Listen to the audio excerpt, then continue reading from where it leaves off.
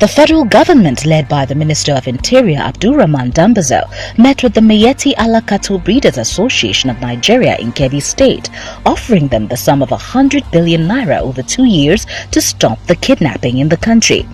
The meeting lasted over 4 hours on Friday as negotiations dragged on, with the association initially asking for 160 billion naira.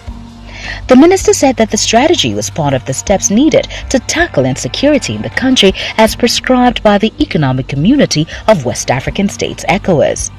The herdsman crisis has risen since 2015 after Muhammadu Buhari became president. Their rampage has spread not only in the north but also throughout the southern zones of the country. The killings by the herdsmen has led them to be tagged the fourth most dangerous and deadly terrorist group in the world by the World Terror Index. The acting Inspector General of Police, Muhammad Adamu, who was also at the meeting in Kebbi State, added that over 1,000 people have been killed and many more kidnapped in Kaduna. However, he said that this intervention was necessary to bring the criminals to book. The Kebbi State Governor Atiku Bagudu said hosting the meeting in his state shows the seriousness of President Muhammadu Buhari's administration in tackling the security challenges in the country.